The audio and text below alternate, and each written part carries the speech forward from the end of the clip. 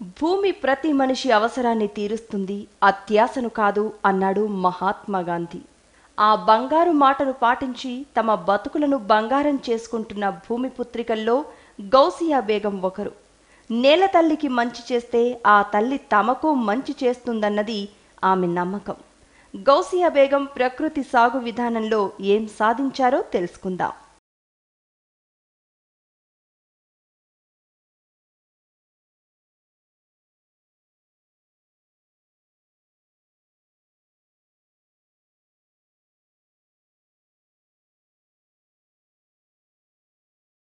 అది గుంటూరు జిల్లా కొండవీడుకోట గ్రామం. పూర్తిగా కొండలతో నిండి ఉన్న గ్రామం.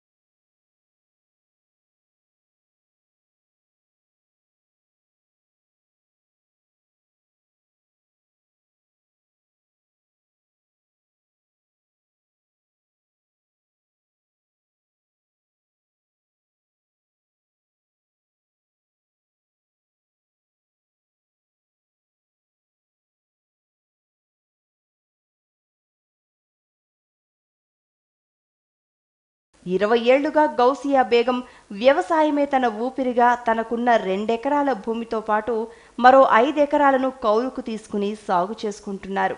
పాడి పంటలతో తన కుటుంబాన్ని పోషించుకుంటూ తన పిల్లలను చదివించుకుంటూ నేల తల్లే తన ఆదాయ వనరుగా చేసుకున్నారు. కొండవీడులో సహజ వనరులైన ఆకులు కావలసినంత పరిమాణంలో విరివిగా లభ్యమవుతాయి. దాంతో సేంద్రియ సేద్యానికి అవసరమైన కషాయాలను గౌసియా బేగం తయారు చేసుకోవడానికి వీలు కలుగుతోంది.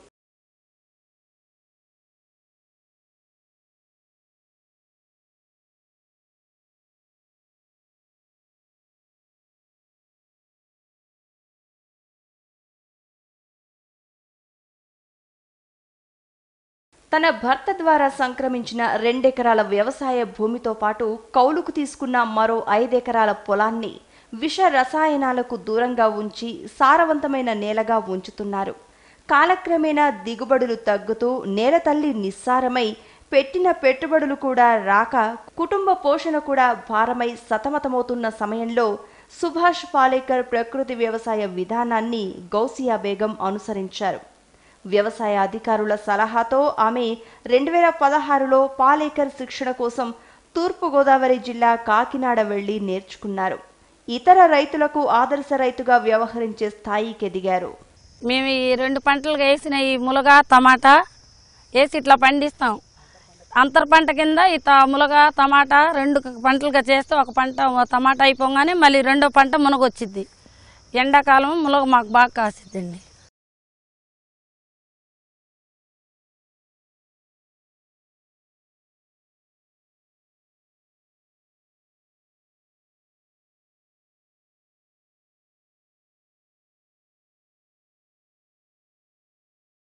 అందుబాటులో ఉన్న సహజ వనరులను ఉపయోగించుకుంటూ తన బాల్యంలో ఎలాగైతే రసాయనాలు వాడకుండా వ్యవసాయం చేశారో అదే విధానాన్ని గౌసియా బేగం అమలు పరుస్తున్నారు. ఈ చేల్లో మనం 2 పంటలకు ఉపయోగించుకున్న పత్తి, మునగ, టమాటా, ములగలు వేసుకుంటాము. ఈ కషాయాలు లింగాకర్షణ బుట్టలు, పచ్చట్లు, తెల్లట్లు పెట్టుకుని పురుగుని కంట్రోల్ చేసిద్ది. బ్రహ్మాస్త్రం, భీమాస్త్రం, వైలా కషాయం, పుల్లటి మజ్జిగ, ఇంగవ కషాయం ఇవన్నీ మేము చేసుకొని ఈ చేను మీద కొట్టుకుంటూ ఉంటాం కషాయాలు తయారు చేసుకొని.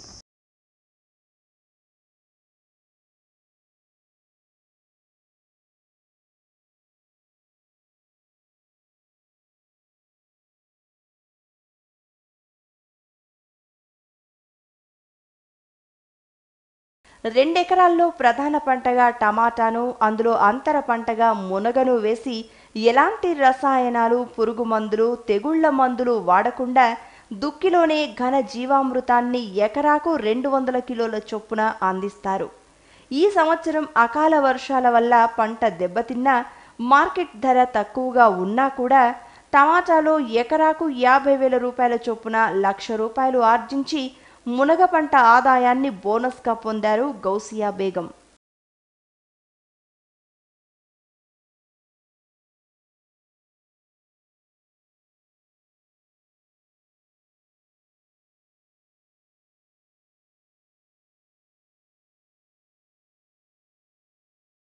ములగా టమాటా వేసుకుంటాం, 2 పంటలు అవుతాయి. తర్వాత టమాటా చెట్లు తీసి సైడ్ నేసి బోధులు చెక్కుని ములగ చేన్ని మళ్ళీ ఎండాకాలంలో పంటగా చేసుకుంటాం.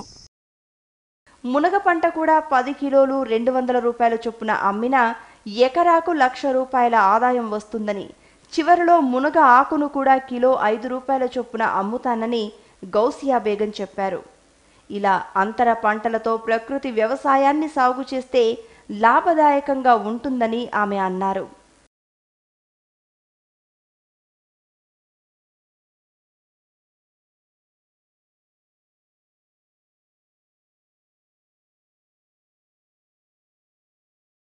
ములగ టమాటా 2 పంటలుగా వేస్తామండి. అంతర పంట అయిపోగానే మళ్ళీ ఈ పంట కూడా అయిపోగానే మిషన్ పెట్టి ఈ మిషన్ వేయించేస్తాం.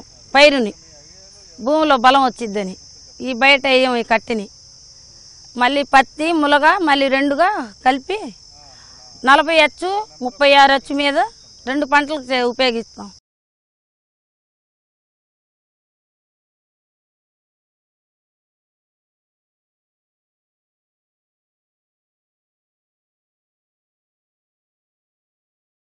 రసాయనాలకు బదులు గౌసియా బేగం ఏం ఉపయోగిస్తున్నారో తెలుసుకుందాం.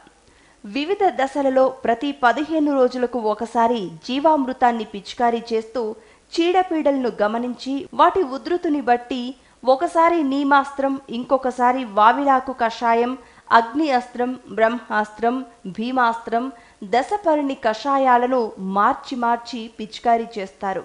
మొక్క ఎదుగుదలకు తులసి కలబంద కషాయం, తెగుళ్ల నివారణకు పుల్లటి మజ్జిగ, సొంటిపాల కషాయం, ఇంగువ ద్రావణాలను పిచికారీ చేస్తామని ఆమె తెలిపారు.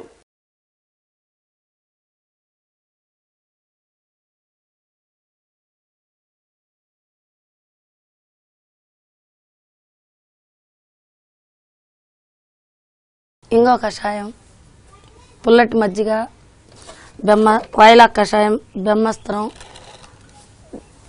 భీమాస్త్రం, పంచిగవ్వ, చిన్నులపాయలు, పచ్చిమిర్చి కషాయం ఇవన్నీ మేము సొంతంగా తయారు చేసుకుని చేను మీద పిచికారీ చేసుకుంటాం.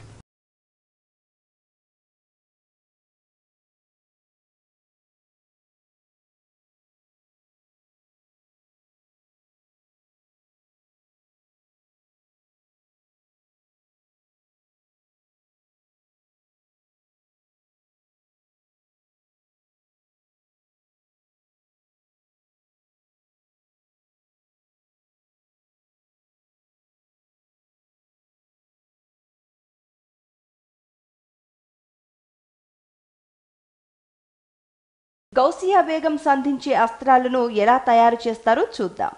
5 కేజీల ఉమ్మెత్త ఆకు, అత్తాకోడళ్ల ఆకు, 5 కేజీల వేపాకు, ఆవు మూత్రం, గానిగాకు, ఆవు పేడ మిశ్రమాన్ని కట్టెల పొయ్యి మీద ఉడకబెడతారు. సన్నని పురుగుల నివారణకు ఈ బ్రహ్మాస్త్రం పనికొస్తుంది. తయారు చేసిన రోజు నుంచి ఇది 6 నెలల వరకు ఆఖరికొస్తుంది. 5 కేజీల వేపాకు, శనగపిండి, బెల్లం, గట్టుమట్టి, తాటి బెల్లం, 10 కిలోల ఆవు పేడ, ఆవు మూత్రం మిశ్రమం భీమాస్త్రం అంటారు. దీన్ని 2 డ్రమ్ముల నీళ్లలో వేసి 2 ఎకరాల పంటలకు పిచికారీ చేస్తారు. పాల ఇంగవ కషాయం, ఇంగవ పోసి ఉడకబెట్టి దాని దావరణం చేస్తామండి. ఇవే మజ్జిగ, పుల్లటి మజ్జిగ, ఎర్ర తెగులుకి మొక్క వేసిన 10 రోజులకి ఎర్ర తెగులు వస్తే వాటికి ఉపయోగిస్తాం.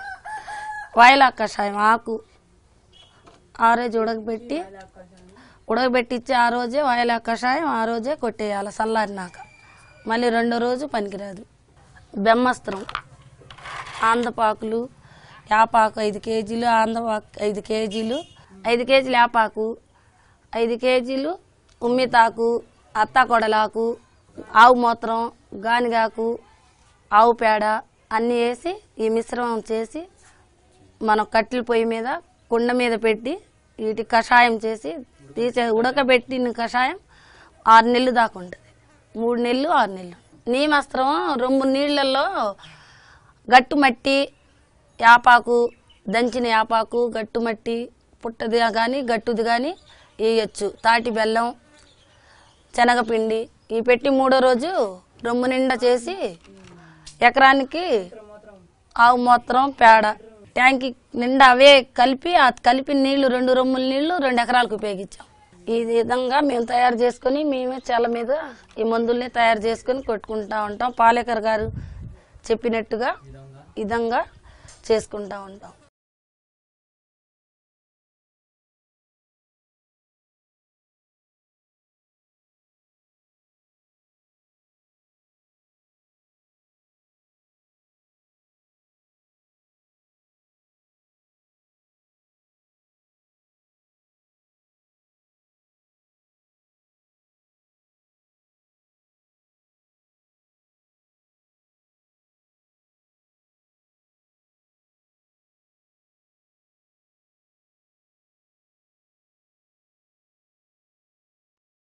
కలుపుగడ్డి పీకేశాక దానిని వృధాగా పారేయరు. ఎండబెట్టి చేనుకు ఎరువుగా ఉపయోగిస్తారు. నాడి పువ్వు అండి ఇది. నాడి పువ్వు అంటే చేళ్ళ తీసిన కలుపుగడ్డి, వేస్ట్ గడ్డి, కలుపుగడ్డి తీసిన నాడి ఒక చెట్టు కింద నీడలో కట్టి నాడి కట్టి దాంట్లో ఈ తీసిన గడ్డి మొత్తం కింద పేడ నీళ్లు కొట్టి వాటి మీద తీసిన గడ్డి, కలుపుగడ్డి, ఆకులు, పేడ అన్నీ వేసి దానికేమో నీళ్లు కొడతా ఉంటే ఎరువు తయారవుతూ ఉంటుంది. చుట్టూరు గాలి పోవటానికి తాటాకులు కట్టి వాటికి గాలి బయటకు వెళ్తూ ఉంటే ఇట్లా పొడిలాగా అవుతూ ఉంటుంది. పొడిని తయారైన పొడిని తీసుకెళ్ళి మళ్ళీ మనం చెట్లు కాడ బలంలాగా ఇట్లా వేసుకోవాలి. ఇట్లా దోసలతో వేసుకుంటే దాన్ని ఉపయోగించిద్ది. మళ్ళీ దాన్ని ఈ ఊరకపోయిన గడ్డిని మళ్ళీ చేనుకి ఉపయోగం పడిద్ది చెట్టుకి.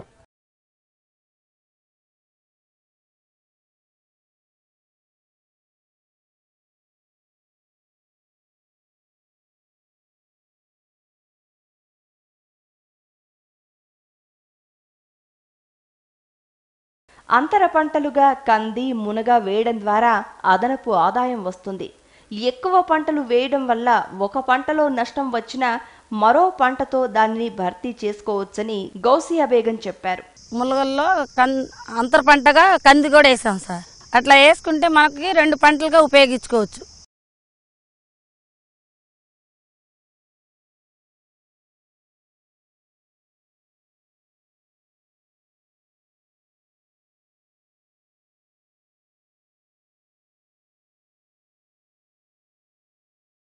ఆవు మూత్రం, ఆవు పేడ, సున్నం కలిపి విత్తన శుద్ధికి ఉపయోగిస్తారు. దుక్కి దున్ని విత్తనాలను నాటుతారు. మునగ వంటి వాటికి విత్తనాలు కొనరు. గౌసియా బేగమే తయారు చేసుకుంటారు. ఆవు పేడ, ఆవు మూత్రం, తెల్ల సున్నం, ఆ తయారైన మిశ్రమాన్ని మేము విత్తనం శుద్ధి చేసుకొని 24 గంటలు ఉంచుకొని ఆ తర్వాత విత్తనం శుద్ధి చేసుకుంటాం. నారు కూడా అట్లాగే ఆ చేసిన మిశ్రమాన్ని నారు ఏర్లతో కడిగి వేస్తే ఎర్ర తెగుళ్ళు రావు. ఉన్న భూమిలో పురుగులు కూడా చనిపోతాయి. ఆ విత్తనానికి హామీకరం ఏమీ చెయ్యవు. మునగ బాగా ఎండిన తర్వాత విత్తనంగా ఉపయోగిస్తారు.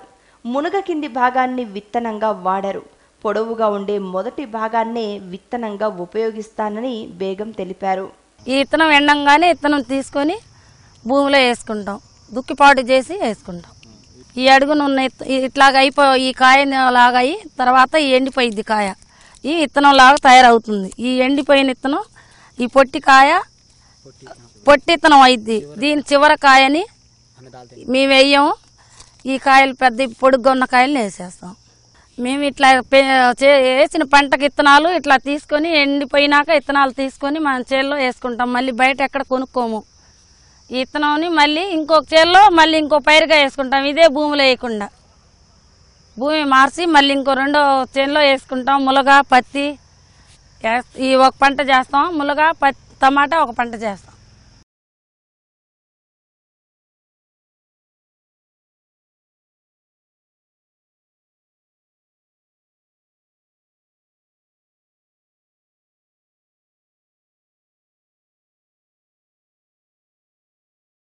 అంతర పంటలుగా జొన్న కూడా వేస్తారు. దీన్ని అమ్మడానికి కాకుండా గేదెలకు ఆహారంగా ఉపయోగిస్తామని గౌసియా బేగం చెప్పారు.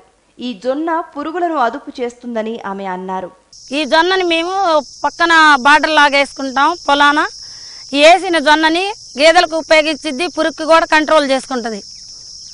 పురుగు వచ్చి జొన్న మీద వాలిద్ది.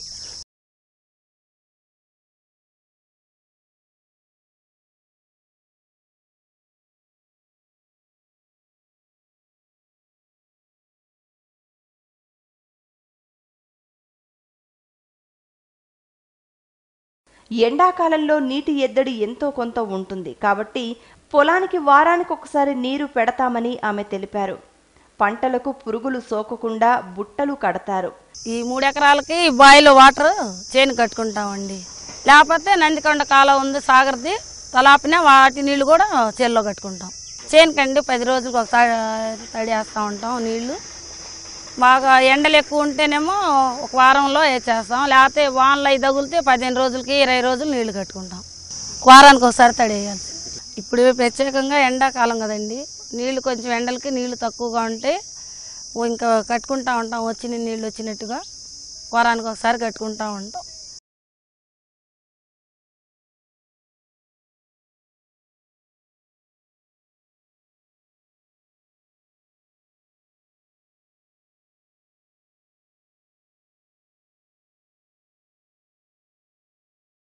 సేంద్రియ సేద్యం చేసుకుంటూ ఇతర మహిళలకు వ్యవసాయం మీద అవగాహన కల్పిస్తూ తోడ్పడుతున్నారు గౌసియా. పెట్టుబడి లేని ప్రకృతి వ్యవసాయ విధానాలపై కషాయాల మిశ్రమాల తయారీ విధానం, రైతుల అనుభవాలు తెలియజేస్తారు. అంతర పంటలు పండిస్తూ మంచి దిగుబడులను సాధిస్తున్న గౌసియా బేగం రైతు నేస్తం వారి ఉగాది పురస్కారాన్ని అందుకున్నారు. ఆదర్శ రైతుగా ఆమె మరిన్ని అత్యున్నత పురస్కారాలు కైవసం చేసుకోవాలని కోరుకుందాం. లింగాకర్షణ బుట్టలండి, నూరిని వేసి దీంట్లో వేసి లింగాకర్షణ బుట్టలో పెడితే మగ పురుగు పడుతుంది. ఈ పడిన పురుగుని పొలం మీద పురుగు పుట్టదు. ఇట్లా పురుగులు ఈ లింగాకర్షణ బుట్టల్లో పడి పెద్ద పురుగులు, ఇంకా లద్ది పురుగు కానీ పెద్ద పురుగు కానీ లింగాకర్షణ బుట్టల్లో పడతాయి. పచ్చట్లు తెల్లట్ల మీద దోమ, తెల్ల దోమ, గులాబీ పురుగు ఇవన్నీ అట్టకి అతుక్కుంటాయి. పచ్చట్లకి, పసుపట్లకి.